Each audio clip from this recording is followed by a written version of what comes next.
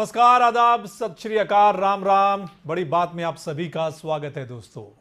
BJP अध्यक्ष अमित शाह 3 दिन के हरियाणा दौरे पर हैं। रोहतक में अमित शाह पार्टी के कई कार्यक्रम में शिरकत कर रहे हैं। उनका तूफानी दौरा प्रदेश बीजेपी को अगले चुनाव में बड़ी जीत के लिए तैयार करने के मकसद से हो रहा है और शाह 2 दिन में अपने कार्यक्रमों के जरिए ये जाहिर भी कर चुके हैं। 2 दिन में अमित शाह 20 से ज़्यादा कार्यक्रम में शिरकत कर चुके हैं। पार्टी के आम कार्यकर्ता से लेकर मंत्रियों और विधायकों में नई ऊर्जा भरने की कोशिश कर रहे हैं।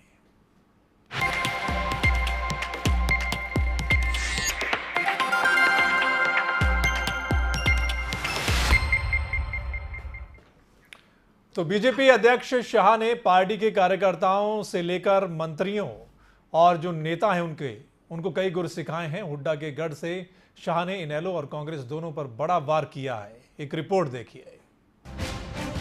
2 अगस्त यानी कि बुधवार से बीजेपी के राष्ट्रीय अध्यक्ष अमित शाह 3 दिन के दौरे पर हरियाणा पहुंचे हैं और इन 3 दिनों में शाह पार्टी में नई ऊर्जा भरने में कोई कोर कसर नहीं छोड़ना चाहते। दिल्ली के रास्ते हरियाणा पहुंचे शाह का बहादुरगढ़ में जोरदार स्वागत होने के बाद रोहतक तक 7 अलग अलग जगहों पर पार्टी कार्यकर्ताओं ने स्वागत किया और रोहतक पहुंचने के बाद से ही शाह सिलसिलेवार बैठकों में शिरकत करते नजर आए। रोहतक की तिलियार लेक पर स्थित हॉल में शाह ने पार्टी के तमाम बड़े नेताओं और विधायकों से लेकर मंत्रियों के साथ बैठक की। रोहतक MDU में आयोजित एक कार्यक्रम में शाह ने कहा कि देश में बीजेपी में ही आंतरिक लोकतंत्र है और जिस पार्टी में आंतरिक लोकतंत्र नहीं है वो देश का भला नहीं कर सकती। जिन पार्टियों में आंतरिक लोकतंत्र है ऐसी बहुत कम पार्टियां हैं और उसमें से एक भारतीय जनता पार्टी है। और बिल्कुल जिसमें आंतरिक लोकतंत्र नहीं है वो पार्टियां देश के विकास में कंट्रीब्यूट नहीं कर सकती। शाह ने प्रमुख विपक्षी पार्टियों को निशाने पर लिया। शाह का कहना है कि इनेलो में चौटाला परिवार के अलावा कोई भी दूसरा नेता सीएम पद का दावेदार तक नहीं बन सकता। कांग्रेस पर तो शाह ने कई बार किए। इनेलो के पार्टी में जितने भी प्रतिभावान लोग होंगे इनेलो के माध्यम से हरियाणा के मुख्यमंत्री बन पाएंगे, बताओ मुझे। अगर वो चौटाला परिवार में जन्म नहीं लेते बन पाएंगे? वहां प्रतिभाओं को मौका नहीं है। जिसके अंदर प्रतिभा है उसको मौका नहीं है। कांग्रेस पार्टी के अंदर कांग्रेस पार्टी के अध्यक्ष कोई भी प्रतिभावान बच्चा हरियाणा का 25-30 साल तक काम करेगा तो वो कांग्रेस पार्टी का अध्यक्ष बन पाएगा क्या? बताओ। जितनी भी प्रतिभा मेधावी बुद्धि शक्ति है, परिश्रम की पराकाष्ठा कर दी है, पूरा जीवन देश को समर्पित करने के लिए तैयार है, मगर गांधी परिवार में जन्मा नहीं है तो महासर्वोच्च स्थान पर नहीं पहुंच सकता। अमित शाह ने राहुल गांधी पर कटाक्ष करते हुए कहा कि जो काम महात्मा गांधी नहीं कर पाए थे वो काम राहुल गांधी बखूबी कर रहे हैं। शाह ने प्रदेश सरकार की भी जमकर तारीफ की है। उन्होंने कहा कि ये सरकार बीजेपी की नहीं है बल्कि प्रदेश की जनता की सरकार है। हरियाणा के अंदर राजनीति का कल्चर बनाने का, बदलने का प्रयास कर रहे हैं। पहले थे कि सरकारें बनती थी तो मेरा क्या, मेरों का क्या, यहां तक सीमित थी। ये मेरा क्या और मेरों का क्या ये शब्द भारतीय जनता पार्टी की डिक्शनरी में नहीं है। हरियाणा का क्या, उस दिशा में भारतीय जनता पार्टी की सरकार चल रही है। इस संस्कृति बदलना बड़ा कठिन होता है कि आप लोग ताली बजा रहे हो। मैं अभी मेरे कार्यकर्ताओं को मीट करा, कई कार्यकर्ता वैसे तो डिसिप्लिन रहते, चलते चलते के साहब पहले थे जो आते थे उसके कार्यकर्ता को नौकरी मिलती थी, हमें नहीं मिली। पहले तो जो आते थे उसकी ट्रांसफर होती थी, हमारी तो नहीं हुई। पहले तो SP रखा देते थे, SDM रखा देते थे, अब नहीं होता है। तब जाकर कार्यकर्ता को समझाना पड़ता है कि ये सरकार सिर्फ भारतीय जनता पार्टी के कार्यकर्ताओं की नहीं है, हरियाणा के एक एक व्यक्ति की सरकार है। वहीं हरियाणा के मुख्यमंत्री मनोहर लाल खट्टर ने प्रदेश सरकार में भ्रष्टाचार में कमी लाने का दावा किया और खुद की सरकार की जमकर पीठ थपथपाई। प्रदेश में जो सरकारें आती हैं किसी भी पार्टी की सरकार अभी तक हरियाणा में रही हो पिछले 48 वर्ष में, सब पार्टियां लीडर केंद्रित होकर के मेरा इसी भाव के अंतर्गत अपनी सारी रचना बनाते थे। हम लोगों ने कहा कि नहीं, हमारा जो ध्येय है, हमारा जो उद्देश्य है, हमारा जो टारगेट है, वो ना प्रदेश रहेगा, प्रदेश की जनता का हित, ये हमारे लिए सर्वोपरि है। इसलिए उस लेवल से ऊपर उठ करके जनता के कष्टों को दूर करना, और खास करके जिन समस्याओं से जनता जूझ रही है, बड़ी बात भी अगर उसमें कोई उस समय ध्यान आती थी तो इतने वर्षों के राज में भ्रष्टाचार चरम सीमा पर था। हमने भ्रष्टाचार को कैसे समाप्त किया जाए, इस पर लगातार काम किया, और अपने वादे के अनुसार आज मैं दावा कर सकता हूं कि आज भ्रष्टाचार की जो बातें उस समय हमारे सामने थी, वो आज समाप्त। बीजेपी अध्यक्ष अमित शाह के 3 दिवसीय हरियाणा दौरे से बीजेपी को क्या मिलेगा? पार्टी आने वाले दिनों में क्या नए बदलाव करेगी? प्रदेश सरकार विकास की रफ्तार कैसे बढ़ाएगी और कैसे चुनाव में जनता का विश्वास जीतने के लिए दोबारा कोशिश शुरू करेगी? कई ऐसे ही सवाल आज प्रदेश की सियासत में छाए हुए हैं। ब्यूरो रिपोर्ट, खबरें अभी तक। तो आज की बड़ी बात यही है कि मिशन पर अमित शाह हैं। मिशन 2019 है, पूरे देश में अलग अलग राज्यों में जा रहे हैं शाह, आपने देखा, और इसी के सिलसिले में हरियाणा में पहुंचे हैं 3 दिन तक। एक बड़ा समय होता है 3 दिन अपने नेताओं, पार्टी जो नेता हैं, मंत्रियों से और हर प्रकोष्ठ जो है उनसे सीधा 1-to-1 बातचीत हो रही है। जानने की कोशिश कर रहे हैं कि बीजेपी हरियाणा में कितना दम है, उसमें कितने पानी में है, और मिशन 2019 के लिए हरियाणा बीजेपी को कैसे तैयार करना है। इसी पर हम चर्चा करेंगे कि ये जो अमित शाह का दौरा है हरियाणा का, इससे बीजेपी क्या और स्ट्रांग होकर निकलेगी? क्या कुछ गुरु मंत्र देकर जा रहे हैं अमित शाह बीजेपी को? और जो बीजेपी के इस जो वहां पर मीटिंग्स या बैठक हो रही है, इसमें जो अमित शाह बोल रहे हैं, टारगेट पर इनेलो और कांग्रेस भी हैं, क्योंकि दोनों विपक्षी पार्टियां हैं, और 2019 में अगर बीजेपी को फिर सत्ता में लाना है तो कहीं ना कहीं इन दोनों पार्टियों पर वार और आरोप बिल्कुल लगाने होंगे। और बहुत कुछ कहा है इनेलो के बारे में और कांग्रेस के बारे में, उनके नेताओं के बारे में अमित शाह ने।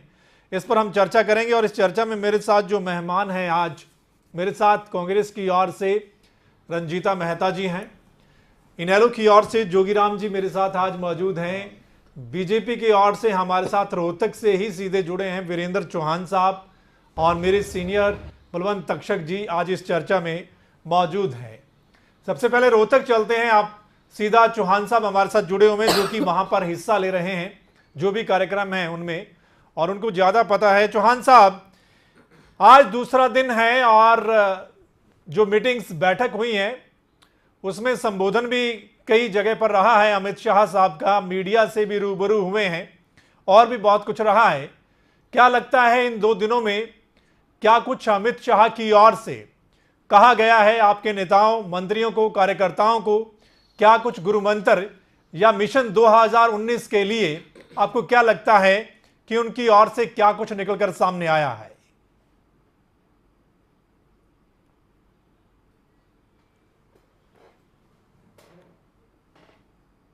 तो लगता है अभी हमारी आवाज उन तक नहीं पहुंच रही है, कुछ टेक्निकल दिक्कत है, हम दोबारा फिर कोशिश करेंगे। रंजीता मेहता जी, मैं आपके पास सीधा आता हूं।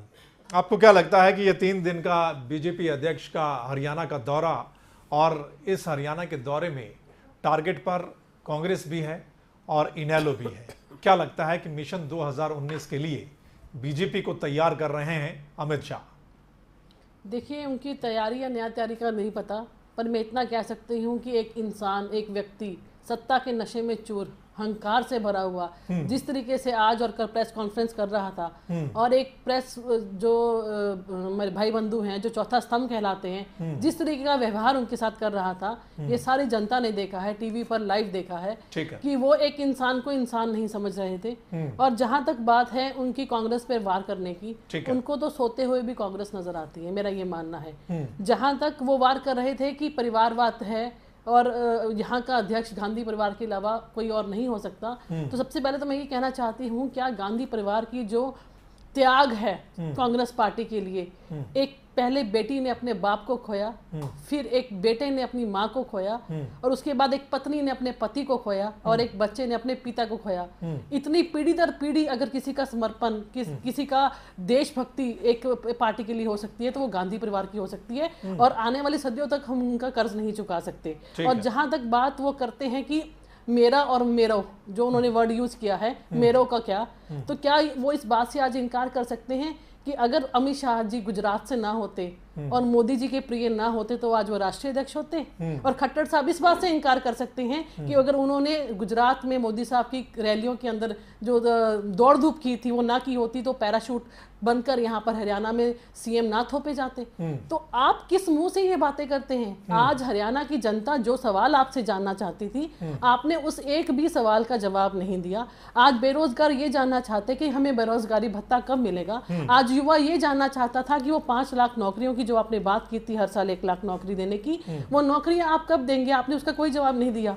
आपने 24 घंटे बिजली देने की बात की थी और सस्ती बिजली देने की बात की थी। आज मात्र 4-5 घंटे बिजली आ रही है। सबसे महंगी बिजली जो है वो हरियाणा के अंदर आ रही है। तो आज वो जो वादे, जो वो दावे थे आपके, उसके ऊपर आपने कोई जवाब नहीं दिया। अगर यूपी और महाराष्ट्र के किसान की जो है कर्ज माफ हो सकते हैं, तो हरियाणा का कर्ज माफ क्यों नहीं हो सकता? उसके ऊपर आप जवाब देते हैं कि वो हरियाणा की जो राज्य सरकार है वो डिसाइड करे कि कर्ज माफ करना है कि नहीं करना है। तो किसी भी बात का देखेंगे सेटिस्फैक्टरी जवाब आपको नहीं मिला। आप गायों के नाम पे राजनीति तो करते हैं, गायों के नाम पर आप वोट तो बटोरते हैं। आज गायों को चारा खिलाने के लिए आपके पास कुछ नहीं है। आज भी वो सड़कों पर कूड़ा खा रही हैं। आप हरियाणा की जो भाईचारा है, जो जातिवाद के नाम पर आप जहर घोल रहे हैं, और वो भाईचारे का चारा जो आप आज चबा रहे हैं, और अपनी सत्ता का नशा में चूर होकर आप आज जो सत्ता भोग रहे हैं। आज जनता जानना चाहती है कि वो भाईचारा कब वापस लौटेगा। क्या इसी तरीके से लड़वाकर आप अगले वाला 2019 का चुनाव लड़ेंगे? तो अमित शाह जी के पास किसी भी ऐसी बात का जवाब नहीं था। जब राजकुमार सैनी के बारे में पूछा गया, जब दूसरे उनके सांसद के बारे में पूछा गया, तो बोला कि मैं उनको बुलाकर समझाऊंगा। तो क्या वो इस दिन का इंतजार कर रहे थे कि जब वो 3 साल के बाद दौरे पर आएंगे तब वो बुलाएंगे और उनको समझाएंगे? और उनको खुली छूट दे रखी है कि आप जहर खोलिए और लोगों को जलवाइए भी और लोगों को मरवाइए भी। ठीक है जोगीराम जी, मैं आपके पास आता हूं सीधा। कांग्रेस का कहना है कि सत्ता के नशे में चूर है अमित शाह और हंकार आ गया है अमित शाह को। आप कैसे देखते हैं हरियाणा का ये 3 दिन का दौरा है, या अभी तक जो कुछ भी के मुख से निकला है, चाहे वो पार्टी के लिए है चाहे विपक्ष के लिए, आप कैसे देखते हैं? सर मित्र जी, ये मैं हरियाणा के बारे में कहना चाहता हूँ कि हरियाणा जननायक ताऊ देवीलाल जी और बंसीलाल का हरियाणा है। ताऊ देवीलाल जी का इसमें सबसे अहम कंट्रीब्यूशन है बनाने में। ठीक है। बंसीलाल जी का अहम कंट्रीब्यूशन है संवारने में। ठीक है, सभी जानते हैं। और ये आज जो बीजेपी के अध्यक्ष ये बोल रहे हैं कि बंसीलाल जी के कामों की प्रशंसा कर रहे हैं कि वही बीजेपी है, सबसे पहले बंसीलाल को धोखा उन्होंने दिया और उनको ठीक करने वाले चौधरी ओम प्रकाश चौटाला जी थे। ठीक है। जिन्होंने उनको एक तरह सबक भी सिखाया, भाई आप जहाँ रहते हो उसी में छेक करते हो। ठीक है। बंसीलाल जी ने उन्होंने क्या नहीं दिया था इनको, तब भी इन्होंने बंसीलाल जी को धोखा दिया। और ये तो झूठे वादे करके एक बार सरकार आ गई।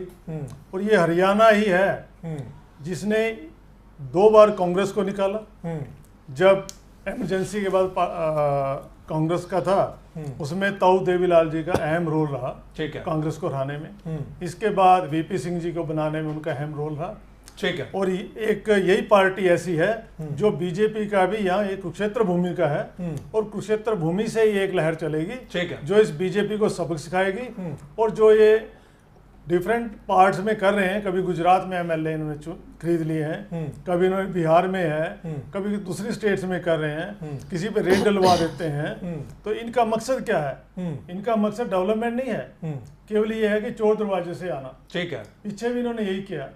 अपने वर्कर्स को मार रहे हैं, वो वर्कर ही बगावत करेंगे। ठीक है, बाहर से आने वालों को राज्यसभा के टिकट दे रहे हैं। क्या इनके पास अपने आदमी नहीं है टिकट देने के लिए? जिसकी ठीक है, लियाकत की बात ये पार्टी कर रही है, क्या इनकी पार्टी में ऐसे आदमी नहीं है? ये दूसरी पार्टियों से लेकर अपना काम चलाना चाह रहे हैं, और ये अंत ही हरियाणा से होगा इस पार्टी का। ठीक है, और वो दिन जल्दी आने वाला है। चलिए, वो दिन जल्दी आने वाला है। चौहान साहब, आप वहां मौजूद हैं रोहतक में, मेरी आवाज आप तक पहुंच रही होगी। आपने अगर सुना है कांग्रेस की प्रवक्ता रंजीता मेहता और जोगीराम जी को अगर आपने सुना है, तो उसमें यह बात निकलकर सामने आई है कि सत्ता के नशे में चूर है बीजेपी और खासकर अमित शाह। जो बयानबाजी हो रही है विपक्ष को लेकर खासकर, वो ठीक नहीं है। इस तरीके की बयानबाजी नहीं होनी चाहिए। आपको क्या लगता है? देखिए कांग्रेस को और इंडियन नेशनल लोकदल को अमित शाह जी ने आईना क्या दिखला दिया, ये बौखला गए और इस तरह की बातें कर रहे हैं कि वो सत्ता के नशे में चूर हैं या अहंकार में हैं। जो श्री अमित शाह ने कल रोहतक में कहा इन दोनों पार्टियों के बारे में कि इनकी सारी राजनीति में मेरा क्या, मेरों का क्या, या एक परिवार एक कुनबे तक ही सीमित है, ये बात दोनों ही पार्टियों के प्रवक्ताओं ने अभी अभी आपके टेलीविजन चैनल पर बैठ करके प्रत्यक्ष साबित कर दी। कांग्रेस पार्टी की प्रवक्ता को गांधी परिवार के बलिदान के सिवा देश में कोई बलिदानी दिखाई नहीं देता। इनको भगत सिंह का बलिदान याद नहीं है, इनको शहीद चंद्रशेखर आजाद का बलिदान याद नहीं है, इनको खुदीराम बोस याद नहीं है, इनको गुरुपुत्रों का बलिदान याद नहीं है। इनको बलिदानी और बलिदानी भी अगर नजर आता है तो एक कुनबा। सुन लीजिए, सुनिए, आप सुन लीजिए। इनको रोकिए सौमित्र जी, इनको रोकिए, इनको रोकिए, इनको रोकिए बीच में। मैं इनकी बारी में नहीं बोला था, इनको रोकिए जरा। इतने छोटी सोच के लोग हैं, लोगों को बताओ, वो नहीं मानते हैं तो उनको भगाओ। आप सुनो और जवाब देना, मैं आपके पास आऊंगा इनके बाद। हाँ बोलिए चौहान साहब। सौमित्र जी मैं उत्तर दे रहा हूं। बोलिए बोलिए। इन्होंने खुद को बेनकाब कर दिया। इन्होंने खुद ये साबित कर दिया कि एक कुनबे से बाहर निकल करके जाने का एक कदम रखने का इनमें साहस नहीं है। इंडियन नेशनल लोकदल के प्रवक्ता की बारी आई तो आपने देखा क्या बोला इन्होंने? चौधरी देवीलाल और उनके परिवार के बाहर जाने का साहस ही नहीं है। एक कदम तो क्या आधा कदम जोगीराम जी और उनकी पार्टी उठा नहीं सकती। यही तो मेरे राष्ट्रीय अध्यक्ष ने कहा। मैं इन दोनों प्रवक्ताओं को बधाई देता हूं। इन्होंने जो श्री अमित शाह ने कल रोहतक में कहा उसको प्रमाणित किया है आपके दर्शकों के सामने, आपके ऑडियंसेस के सामने। अच्छा, एक बात जो रंजीता मेहता जी ने कही है, शायद आपने सुनी होगी या नहीं, कि मनोहर लाल खट्टर क्यों मुख्यमंत्री बने, क्यों उनको एक तरीके से पैराशूट करके लाया गया। यहां बीजेपी के बहुत सारे नेता थे जो मेहनत इतने सालों से कर रहे हैं, उनको मुख्यमंत्री क्यों नहीं बनाया? मैं उत्तर देता हूं कि वो गुजरात में मोदी जी के वहां संभाल रहे थे। उत्तर देता हूं। हाँ, इसके बाद में तो आपको भी कुछ खासे लोग हैं जिनको जगह मिलती है। सुन लीजिए, सुनिए, सुन लीजिए, अंतर तो यही है। रंजीता मेहता जिस पार्टी से आती हैं उस पार्टी में कई लोगों की कई पीढ़ियां मेहनत कर करके खप गई, लेकिन इनकी पार्टी आज भी गांधी परिवार के एक ऐसे नौजवान के भरोसे पर जुआ खेल रही है, राजनीतिक दांव खेल रही है, जिसकी योग्यता सारे संसार के सामने बेनकाब हो गई। तो परिवार में फंसे हुए तो ये हैं। ये जरा बताएं देश को कि क्या कांग्रेस ने कभी इन गांधियों से बाहर कोई पैदा नहीं हुआ क्या? इन गांधियों से बाहर कोई पैदा नहीं हुआ? अमित शाह की रेपुटेशन पूरे विश्व में मशहूर है कि उनकी क्या रेपुटेशन है। अमित शाह की क्या रेपुटेशन है, क्या बैकग्राउंड है। जब नोटबंदी में लोगों के पास खाने के लिए खाना नहीं है, लोगों के पास घर का जुगाड़ नहीं है, तब उनकी संपत्ति 8 करोड़ से 34 करोड़ हो जाती है। ये है आपके राष्ट्रीय अध्यक्ष अमित शाह। आपके मोदी जी ने बच्चे नहीं पैदा किए और आपके खट्टर ने बच्चे नहीं पैदा किए, तो इसलिए आप कहते हैं कि वो परिवारवाद की राजनीति नहीं करते। सारी दुनिया राहुल गांधी की काबिलियत पर हंस रही है और ये अभी भी उसके चिपके हुए हैं। क्षेत्रवाद की राजनीति कर रहे हैं। चलिए चौहान साहब, रंजीता मेहता को सुनना। चौहान साहब चलिए अब थोड़ा सा सुन लेते हैं। रंजीता मेहता जी, मनोहर जी मुख्यमंत्री क्यों बने? लेकिए सरोमित्र जी सुनिए एक मिनट, मुझे मेरी बात कह लेने ठीक है दीजिए, रंजीता जी, फिर एक सुन लीजिए, फिर मैं आपके पास आता हूं। मनोहर जी हरियाणा के मुख्यमंत्री क्यों बने? हाँ। मैं उत्तर देता हूं। मनोहर जी हरियाणा के मुख्यमंत्री इसलिए बने क्योंकि हरियाणा की जनता ने भारतीय जनता पार्टी को कमल के निशान को बहुमत दिया। मनोहर जी मुख्यमंत्री इसलिए बने क्योंकि भारतीय जनता पार्टी में मुख्यमंत्री वो किसी खानदान में जन्म लेने से निर्धारित नहीं होता। मनोहर जी इसलिए मुख्यमंत्री बने क्योंकि भारतीय जनता पार्टी के विधायक दल ने, भारतीय जनता पार्टी के संगठन ने अपने एक पुराने समर्पित कार्यकर्ता का वर्ण किया मुख्यमंत्री के रूप में। क्या विधायक दल ने उनका नाम आगे किया था? एक बात बताइए चौहान साहब, क्या विधायक दल ने उनके नाम पर मोहर लगाई थी? क्या आपको नहीं मालूम? क्या आपको नहीं सवाल मालूम? करते हैं चौहान साहब, आपको भी पता होगा, क्या विधायक दल ने उनको अपना नेता चुना था, या फिर जैसा दूसरी पार्टियों में होता है हाईकमान ने उनका नाम बताया था? उत्तर देने दीजिए मुझे। हाँ, मुझे उत्तर देने दीजिए, मुझे उत्तर देने दीजिए ना। भारतीय जनता पार्टी के विधायक दल ने, भारतीय जनता पार्टी के विधायक दल ने श्री मनोहर लाल को अपना नेता चुना, तभी वो प्रदेश के मुख्यमंत्री हैं। कांग्रेस थोड़ी तय करेगी हमारा नेता। हमारा नेता, हमारे विधायक, हमारा संगठन तय करेगा। रंजीता मेहता या चौटाला हाउस थोड़ी तय करेगा। इनको परेशानी क्या है मनोहर जी से? इनको परेशानी सिर्फ इतनी है कि इनकी राजनीति की दुकान को हमने बंद कर दिया। चलिए, एक और आरोप जो लग रहा है अमित शाह पर, वो सुन लीजिए चौहान साहब, कि नोटबंदी के दौरान अमित शाह की संपत्ति क्यों बढ़ गई। रंजीता मेहता जी बताने वाले, उसका जवाब मैं आपसे लूंगा। देखिए, रातों रात नोटबंदी कर दी गई। लोगों के पास खाने के लिए खाना नहीं, लोगों के पास घर चलाने के लिए नोट नहीं, और उसी दौरान आपके राष्ट्रीय अध्यक्ष अमित शाह की संपत्ति 8 करोड़ से 34 करोड़ हो जाती है। तो कौन सा ऐसा बिजनेस है जिसमें 300% की रिटर्न है? जरा अमित शाह जी आज हरियाणा में आके ये भी सिखा जाते हैं हमारे गरीबों को, हमारे किसानों को और हमारे बेरोजगारों को कि कौन सा बिजनेस है जिसमें 300% की रिटर्न रातों रात आ जाती है और आपकी संपत्ति 8 करोड़ से 34 करोड़ पहुंच जाती है। आपके अमित शाह की क्या रेपुटेशन है, ये पूरे विश्व में मशहूर है। वो किस बैकग्राउंड से आए हैं सारी जनता जानती है। जो तकलीफ आप कह रहे हैं ना, हमें मुख्यमंत्री से क्या तकलीफ है, तो मैं ये जानना चाहती हूँ कि आपको राहुल गांधी से क्या तकलीफ है? क्या जो हुड्डा साहब यहाँ के मुख्यमंत्री हैं, क्या वो गांधी परिवार से हैं? क्या जो हमारे अध्यक्ष है यहाँ से अशोक तंवर जी, क्या वो गांधी परिवार से हैं? आप ये बता दीजिए, आपके पास इतिहास में नाम लेने की भी लोगों की है। आज आप चंद्रशेखर आजाद और आप दूसरों के नाम, शहीदों के नाम लेकर अपनी हिस्ट्री बताना चाहते हैं। आप तो उस समय मौजूद ही नहीं थे जनाब। आपके सिर्फ कच्छेधारियों जो है उनको पोस्ट मिलती है, उनको एडजस्ट किया जाता है, दूसरों की तो बात भी नहीं सुनी जाती। सबसे बड़ी एग्जांपल ये देखिए कि आज जो मिनिस्टर्स के साथ मीटिंग है, जो पूरा ब्यौरा लेना है, वो शाम को है, और अमित शाह जी जो प्रेस कॉन्फ्रेंस है वो सुबह कर रहे हैं। ये मतलब बिना ब्यौरा लिए या प्रेस कॉन्फ्रेंस कर रहे हैं। तो आप क्या एग्जांपल दे रहे हैं पूरी दुनिया को कि अमित शाह जी आए हैं, जो अपनी पार्टी के जो पुल, तारीफों के पुल बांधने थे वो बांध दिए, और जिनको धमकाना था, डराना था, और जो अपनी बात सुनानी थी वो सुनाई। उसके बाद हम जा रहे हैं। आपके जो मिनिस्टर थे अर्धनग्न होकर जो यहाँ पर प्रदर्शन कर रहे थे, आज आपने स्वामीनाथन के ऊपर क्यों जवाब नहीं दिया? आज आपने एसवाईएल के पानी के ऊपर क्यों जवाब नहीं दिया? आज जब लोग आपको काले झंडे दिखा रहे थे, जब मरा हुआ सांड लेके लोग आपके प्रदर्शन हाउस के बाहर खड़े थे, तब आपके लोगों को वहां उनको खदेड़ कर बाहर भगा दिया। आपने गुहाना रोड पर बैरिकेड लगाकर लोगों को रोक दिया। आप पिछली बार आप देखा था जब इनकी रैली थी, तो लेडीज वहां पे जाकर रैली में उन्होंने काले झंडे दिखाए थे। किस बर्बरता से लोग उनको पकड़ के बाहर निकाला उन्होंने मीटिंग से। तो ये है आपकी पार्टी का चाल। चौहान साहब मैं आऊंगा, एक मिनट हमारे साथ तक्षक साहब, मैं उनके पास बाद आऊंगा। मैं जोगीराम जी का भी एक सवाल ले लेंगे, आऊंगा। चौहान साहब एक मिनट, ये सारे जवाब आप देना, जो कुछ रंजीता मेहता जी या इनेलो वाले कहेंगे उसके जवाब आपसे मैं लूंगा। तक्षक साहब, जो 2 दिन में हमने देखा है या जो सुना है, अमित शाह जी जो बोले हैं, आपको क्या लगता है कि निश्चित तौर पर मिशन उनका है कि अगले चुनाव में भी हरियाणा में बीजेपी की सरकार आए?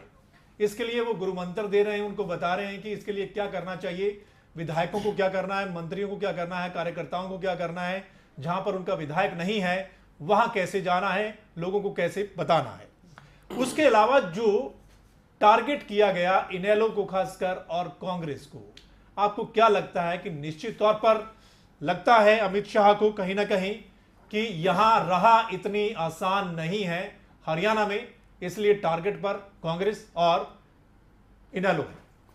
देखिए सर मित्र जी, जो भाजपा के राष्ट्रीय अध्यक्ष अमित शाह का दौरा है 3 दिन का, उसमें संगठन में एक नई ऊर्जा भरना और लोगों की नब्ज टटोलना है, सरकार के प्रति उनकी भावनाएं क्या है। ठीक है। 2 दिन के दौरे में अमित शाह ने बहुत कुछ स्पष्ट कर दिया है कि एक तो उन्होंने जो मौजूदा सरकार है, खट्टर सरकार, उनकी 1000 दिनों की या 3 साल की जो कारगुजारी है, ठीक है, उस पर उन्होंने मोहर लगा दी है और आने वाले चुनाव में उन्होंने चेहरा घोषित कर दिया है कि वो मनोहर लाल खट्टर के नेतृत्व में ही विधानसभा के चुनाव होंगे। बिल्कुल, यानी कि चीफ मिनिस्टर अगले 2 साल तक जो बदले जाने की उम्मीद कर रहे हैं कुछ असंतुष्ट विधायक, उनको उन्होंने झटका दे दिया है। ठीक है, असंतुष्ट विधायकों की बात उन्होंने सुनी जरूर, लेकिन मुझे नहीं लगता है कि उस पर कोई मनन किया जाएगा या उनको कोई राहत देने की कोशिश होगी। ठीक है, तीसरी बात जो है, जो उन्होंने विधायकों को जो जिम्मेदारी दी है कि भाई जिन 43 सीटों पर हम हार गए थे 90 में से, वो 47 विधायकों की जिम्मेदारी है कि 1+1 करके मिशन 2019 को आगे बढ़ाएं और अपने साथ लगती सीट पे वो बीजेपी के उम्मीदवार को जिताने की कोशिश करें। तीसरी जो बात है इसमें जो अमित शाह ने कही है, वो ये है कि जो केंद्र सरकार की नीतियां हैं और राज्य सरकार की जो नीतियां हैं, वो लोगों तक, महिलाओं के बारे में, श्रमिकों के बारे में, किसानों के बारे में, वो लोगों के घर घर तक पहुंचाने का वो जिम्मा लें। और साथ ही उन्होंने ये चेतावनी भी दे दी है कि जो विधायक, मौजूदा विधायक हैं, वो ये मुगालते में ना रहें कि उनकी टिकट रिपीट की जाएगी। मंत्रियों को भी उन्होंने एक नसीहत दी है, विधायकों को मर्यादा में रहने की नसीहत के साथ मंत्रियों से भी कहा है कि अगली टिकट का बंटवारा जो है उनकी परफॉर्मेंस के आधार पे होगा। यानी कि जो अमित शाह का जो दौरा है, वो कुल मिला के पार्टी को और सरकार और पार्टी दोनों को सामंजस्य चलने की एक नसीहत है। और कल भी इसी मुद्दे पे शायद विचार विमर्श हो। दूसरा जो आपने सवाल किया था कि इनेलो और कांग्रेस पर उन्होंने वार किया है, तो जाहिर है कि भाजपा सत्ता में है, अगले चुनाव जो लोकसभा के साथ ही कराए जाएंगे, उसकी वजह भी यही है कि एक तो प्रधानमंत्री नरेंद्र मोदी चाहते हैं कि अलग अलग राज्यों में अलग अलग समय पर विधानसभाओं के चुनाव ना हो। लोकसभा के साथ मैक्सिमम राज्यों के अगर विधानसभा चुनाव हो जाए तो बेहतर है, इससे खर्चा भी बचेगा और आचार संहिता लगने से जो डेवलपमेंट के काम रुक जाते हैं, गति धीमी हो जाती है, उस पर रोक लगी।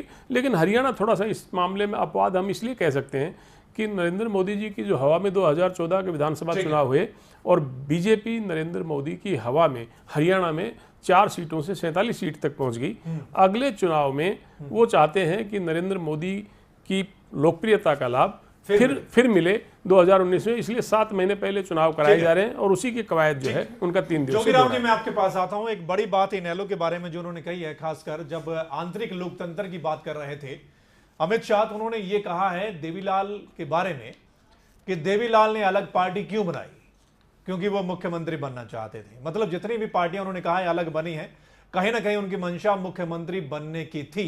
लेकिन हमारी बीजेपी ऐसी मंशा से पार्टी नहीं बनी, हम एक वैकल्पिक राजनीति देना चाहते थे, इसलिए आंतरिक लोकतंत्र सिर्फ बीजेपी में है और किसी पार्टी में नहीं है। देवीलाल के बारे में जो उन्होंने बात कही है, एक बड़ी बात कही है कि देवीलाल मुख्यमंत्री बनना चाहते थे, इसलिए उन्होंने अपनी अलग पार्टी बनाई। आपको क्या लगता है इससे?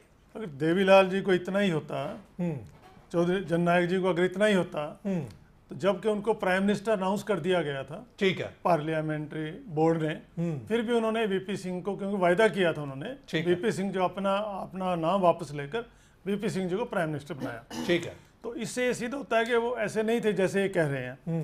दूसरा मैं ये कहना चाह रहा हूँ, जो अमित शाह जी ने कहा लीडर ओरिएंटेड पार्टी, अगर लीडर ओरिएंटेड पार्टी नहीं होगी तो कोई भी ना विकास होगा ना काम होगा। ठीक है, अब लीडर लेस पार्टी जो हरियाणा में है, मनोहर लाल खट्टर जी की, जिनका ना मंत्री कहाँ मानते हैं, ना ब्यूरोक्रेसी कहाँ मानती है, ना कोई कहाँ मानता है, ठीक है, और वो कह देते हैं 3 साल तो मैं सीख रहा हूँ। तो उस लीडर लेस हेड का क्या करेगी जनता को? क्या ऐसा लीडरलेस चाहिए? ठीक है, जनता कह रही है इसको जल्दी बदला जाए।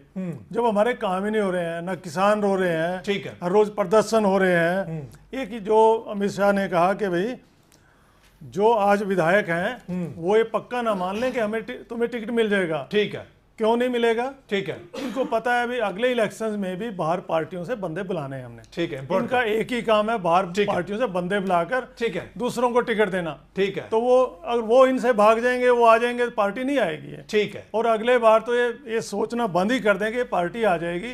काट की अंडी एक बार चढ़ती है, बार बार नहीं चढ़ती। चलिए, निश्चित तौर पर वायदे किए उन्होंने वो किए, बार बार नहीं चलता। वो तो खैर 2019 में पता चलेगा कि आखिर सरकार किसकी बनेगी या लोग किसको पसंद करते हैं। लेकिन अमित शाह का जो मिशन 2019 है, उसके तहत अलग अलग राज्यों में जा रहे हैं और जहां जा रहे हैं वहां दूसरी पार्टियों के जो नेता हैं, चाहे वो विधायक है, एमएलसी है, वो छोड़ छोड़ के बीजेपी में शामिल हो रहे हैं। ऐसा हरियाणा में भी लग रहा था और बातें बहुत सारी निकलकर सामने आ रही थी कि शायद दूसरी पार्टियों के नेता बीजेपी में शामिल होंगे, लेकिन फिलहाल अभी ऐसा कोई बात सामने नहीं आएंगी। चर्चा आगे बढ़ाएंगे, लेकिन यहां वक्त एक छोटे से ब्रेक का है, जल्द वापस लौटते हैं।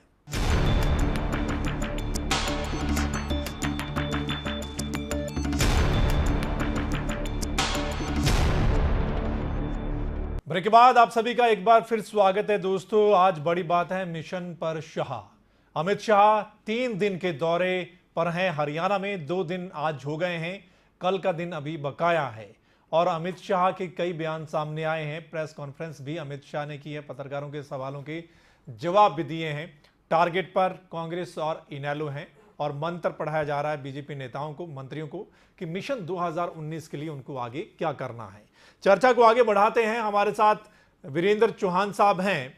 चौहान साहब, जो बात निकलकर सामने आ रही है कि अमित शाह ने कहा कि चौधरी बंसीलाल की सरकार ठीक थी, बाकी किसी को उन्होंने ठीक नहीं माना है, किसी भी सरकार को।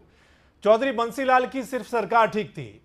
अगर चौधरी बंसीलाल की सरकार ठीक थी तो आपने यानी बीजेपी ने उनका साथ क्यों छोड़ा था, उनको साथ क्यों छोड़ा था? और फिर चौधरी देवीलाल का एक तरफ आप नाम लेते हैं, उनके साथ भी तो आपका अलायंस रहा है, उनकी पार्टी के साथ अलायंस रहा है, फिर टूटा है।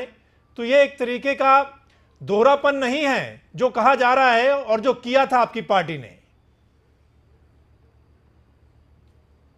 सरोमित्र जी, एक बात समझने की आवश्यकता है। हाँ, चौधरी बंसीलाल और हरियाणा में विकास, लंबे समय तक चौधरी बंसीलाल का शासन और प्रदेश में विकास ये सिनोनिम रहे हैं इस प्रदेश में। इस बात से कोई इनकार नहीं कर सकता। भारतीय जनता पार्टी भी इनकार नहीं करती, अमित शाह जी ने भी इनकार नहीं किया, बहुत ईमानदारी से इस बात को स्वीकार किया कि प्रदेश में विकास का अगर कोई एक पहले मानदंड किसी ने स्थापित किया था तो वो चौधरी बंसीलाल थे। लेकिन एक बात बताइए मुझे सरोमित्र जी, अगर बंसीलाल जी के जमाने में विकास हुआ था और इस विकास के वो पुरोधा माने जाते हैं, तो क्या बंसीलाल जी के विकास के अतिरिक्त सारे काम सही रहे होंगे? ये इस बात की गारंटी हो जाती है। बंसीलाल जी की सरकार उस समय की राजनीतिक परिस्थितियों में प्रदेश के हित में गिराई गई थी। वो इसलिए नहीं गिराई गई थी कि उन्होंने विकास के काम नहीं किए थे। बंसीलाल जी के साथ काम करते हुए भारतीय जनता पार्टी की सरकार ने प्रदेश में विकास का काम किया। उससे पहले भी जब वो हमारे साथ नहीं थे तब भी उन्होंने अच्छा काम किया था। ये बात सब लोग स्वीकार करते हैं, बहुत ईमानदारी के साथ अमित शाह जी ने भी स्वीकार की है। उनके बाद प्रदेश में विकास का व्यवस्थित अगर कोई मंत्र पाठ हो रहा है, काम हो रहा है, तो वो मनोहर जी के नेतृत्व में हो रहा है। अगर उनकी सरकार गिराकर आप चौटाला से हाथ मिलाते हैं तो इसमें प्रदेश हित आप क्या देख रहे हैं, मेरे को यह बताइए। बंसीलाल को क्यों छोड़ा और प्रदेश हित उसमें क्या था? देखिए, फिर चौटाला साहब को आप अच्छा नहीं समझते, उनके साथ हाथ क्यों मिलाया गया था? आज की सुन लीजिए मेरी बात। हाँ, मेरी बात सुन लीजिए, मैं उत्तर दे रहा हूं आपको। मैं नहीं समझता कि आज की डिबेट उस दिन सरकार क्यों गिराई थी, गिरानी चाहिए थी कि नहीं चाहिए थी, इस पर फोकस है। किसी दिन यह विषय रखिएगा, 1 घंटे में चर्चा इस पे कर लेंगे। परंतु उस समय की राजनीतिक परिस्थितियों की आवश्यकता थी, उस सरकार को जाना चाहिए था, वो सरकार गई थी। हमने ओम प्रकाश चौटाला के नेतृत्व में हरियाणा में वैकल्पिक सरकार दी, हरियाणा के हित में दी थी। लेकिन ओम प्रकाश चौटाला और उनकी पार्टी ने जिस तरह से हरियाणा का संचालन उसके बाद के दौर में किया, आपको मालूम है ना उनका क्या हाल किया उसके बाद प्रदेश की जनता ने। आज तक वो लौट कर नहीं आ पाए हैं। कारण क्या है कि उन्होंने जमकर बदसलूकी की थी प्रदेश की जनता के साथ भी, अपने अलायंस पार्टनर्स के साथ भी, अपने विधायकों और कार्यकर्ताओं के साथ भी।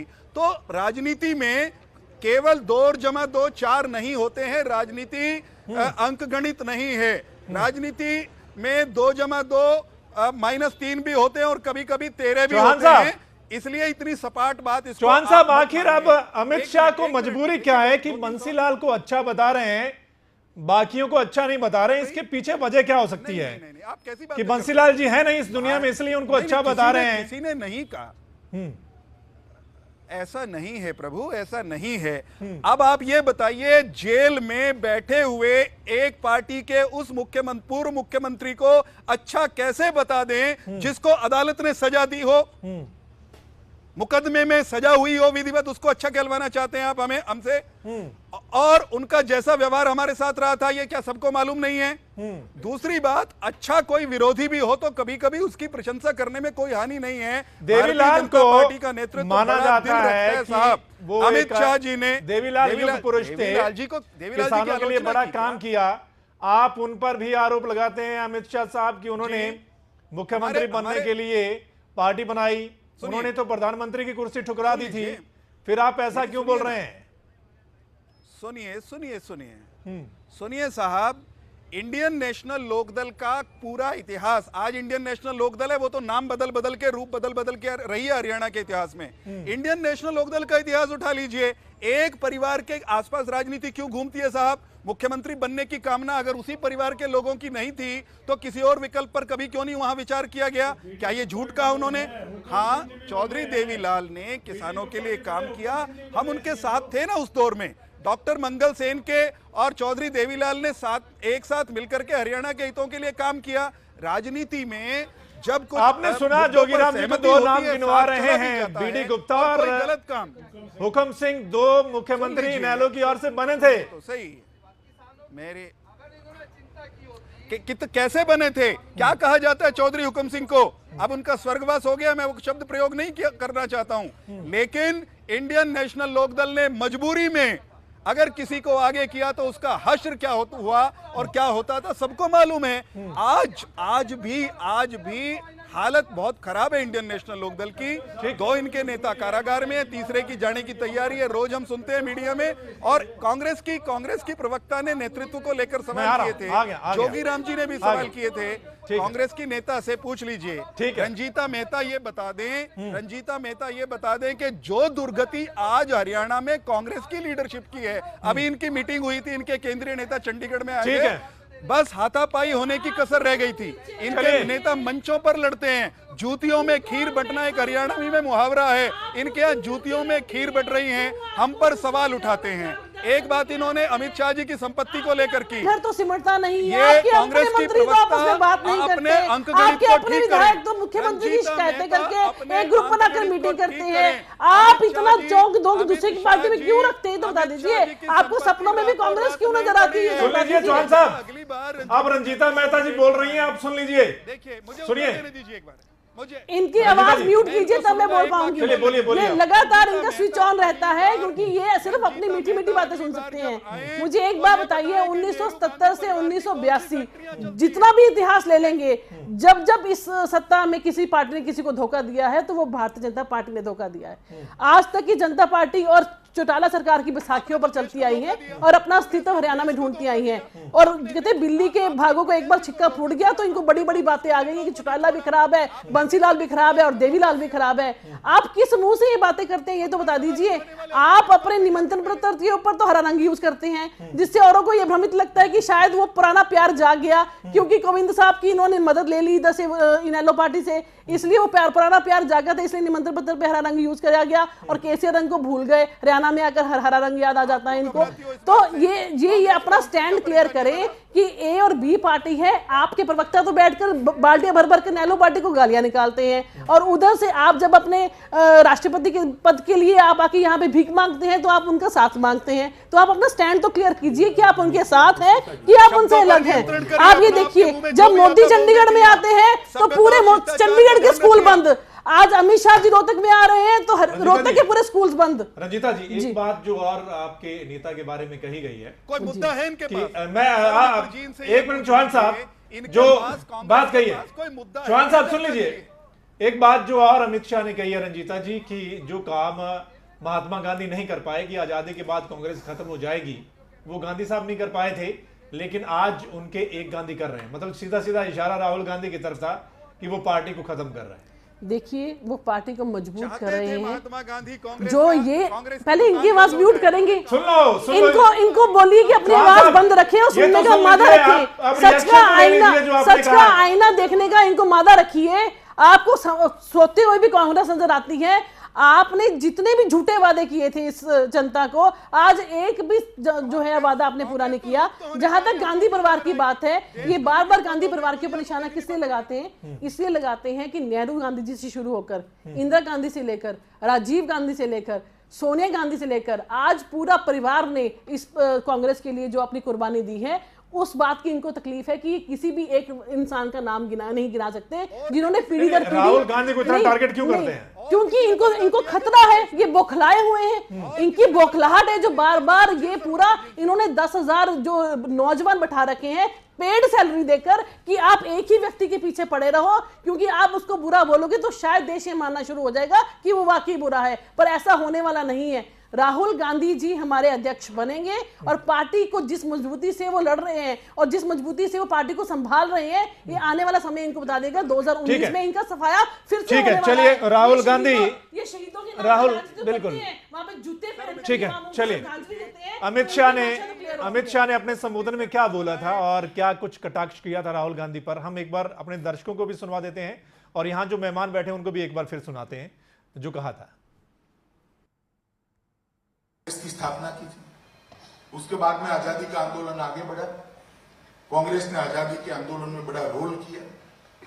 कोई भी विचारधारा का व्यक्ति था उसमें, चाहे वो समाजवादी था, चाहे वो साम्यवादी था, लेफ्टिस्ट था, राइटिस्ट था, मदन मोहन मालवीय जैसे संस्कृति के पुरोधा लोग थे, स्वामी श्रद्धानंद वाले जैसे हिंदुत्व के मानने वाले लोग थे, या मौलाना जैसे लोग थे। सारे के सारे लोग कांग्रेस पार्टी में थे क्योंकि उनका लक्ष्य था देश को आजाद करना। कुछ सिद्धांतों के आधार पर कांग्रेस पार्टी नहीं बनी थी और इसीलिए गांधी जी ने कहा था आजादी के तुरंत बाद कांग्रेस को बिखेर देना चाहिए और सबने अपने अपने विचारों के आधार पर पार्टियां बनानी चाहिए और जनता ने उसमें से जो पार्टी अच्छी लगे वो पार्टी को चुनना चाहिए, मगर कांग्रेस वाले नहीं माने। खैर वो गांधी ने नहीं किया, अब कोई गांधी कर रहा है, कांग्रेस को भी खेल दिखा रहा है। चलिए इस पर रंजीता मेहता जी बोल चुके हैं निश्चित तौर पर कि टारगेट क्यों किया जा रहा है, राहुल गांधी को टारगेट क्यों किया जा रहा है कि अब वो कांग्रेस को खत्म कर रहे हैं। जोगीराम जी मैं आपके पास आता हूं। जोगीराम जी, ये जो कहा जा रहा है कि इनेलो में आंतरिक लोकतंत्र नहीं है, जो चौटाला फैमिली चाहेगी वही पार्टी में होगा, अगर मुख्यमंत्री बनने की बात आती है तो सिर्फ चौटाला परिवार में से ही कोई मुख्यमंत्री बनेगा। हालांकि उन्होंने अध्यक्ष की बात भी की थी, लेकिन आपके जो अध्यक्ष है मौजूदा वो चौटाला परिवार में से नहीं है। आप क्या जवाब देंगे कि निश्चित तौर पर आपकी पार्टी के अंदर आंतरिक लोकतंत्र नहीं है या जो कुछ है वो पार्टी के लिए अच्छा है? मेरा इसमें जो कहना था ना कि जैसे कह रहे थे लीडरलेस, लीडर ओरिएंटेड, लीडर तो हमारा होना ही चाहिए। ठीक है। अगर हमारा लीडर नहीं है तो पार्टी काम नहीं कर सकती।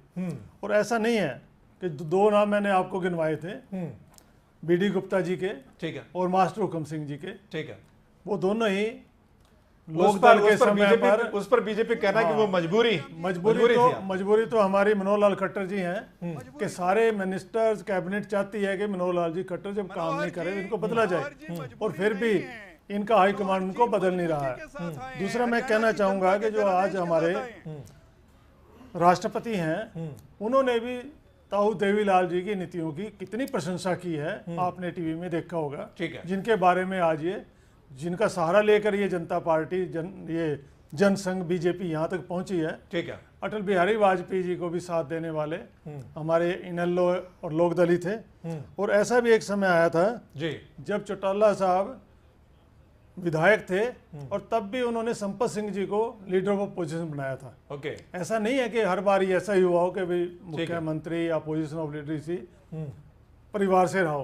और परिवार की परिभाषा ही नहीं है, लोग जानते हैं। ठीक है। परिवार की परिभाषा होती है जितने लोग उनसे जुड़े हो एक परिवार ही है, हम भी उनका परिवार हैं। ठीक है। और एक परिवार में अगर लीडर लेस होना, अब खट्टर साहब की है कि इनके, मैंने पहले भी कहा, ब्यूरोक्रेसी नहीं मानती है, काम ये नहीं कर सकते। अच्छा जोगीराम जी, 3500 इन्होंने घोषणाएं की है, 3500 घोषणाओं में से कितनी घोषणाएं लागू हुई हैं? अच्छा जोगीराम मालूम है कि जोगीराम जी, आपने अभी हाल ही में राष्ट्रपति के चुनाव में समर्थन किया, एनडीए के कैंडिडेट को आपने वोट डाले, पूरा समर्थन दिया, और कुछ दिनों बाद ही उस पार्टी के जो अध्यक्ष हैं वो आकर यहाँ आपको टारगेट कर रहे हैं, आपकी पार्टी को।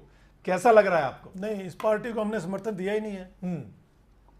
राष्ट्रपति के उम्मीदवार कोविंद जी जब यहाँ आए, ठीक है, तो उन्होंने ताऊ देवीलाल जी की नीतियों पर अपना प्रशंसा की और उन्हें माना कि उन्होंने उनकी नीतियों पर ही देश में कई काम हुए हैं। ठीक है। अब सामाजिक कार्य देखो, सबसे पहले पेंशन का मुद्दा ताऊ देवीलाल जी ने उठाया, पूरे देश में लागू हुआ। ठीक है। लोन माफी का मुद्दा ताऊ आपकी देवीलाल जी ने समर्थन की उठाया, घोषणा तो पहले ही हो सब गई थी जगह हुआ। गोविंद। ठीक है। नहीं, केवल उनके एक बात बताइए, कहने पर, जोगीराम जी, आपकी केवल समर्थन की उनकी घोषणा तो रिक्वेस्ट पहले ही होगी थी पर, उनसे आने से पहले। केवल उनकी आपको रिक्वेस्ट मंत्री पर पत्र तो पहले ही मिल चुके हमारी थे। कार्यकारिणी की मीटिंग हुई है। नहीं, कार्यकारिणी आप की इस मीटिंग बेसिस में पे कह डिसीजन रहे हैं हुआ। कि आपने उनको ये प्रशंसा कांग्रेस कर दिया है। है जो आपने पेन बदल सीधा देती सीधा है। सिर झुकाया है एनडीए ये के आगे। कांग्रेस ही है जो पेन की स्याही बदल देती है, पेन की उल्टे शाही काम किसने करती बदली है। थी? ये षड्यंत्र वो किसने भी किया कांग्रेस था? ने किया ये था। भी आपको पता है। और हुड्डा साहब ने खुद वोट नहीं दिया था उसको, खुद खड़ा करके उसको वोट नहीं दिया।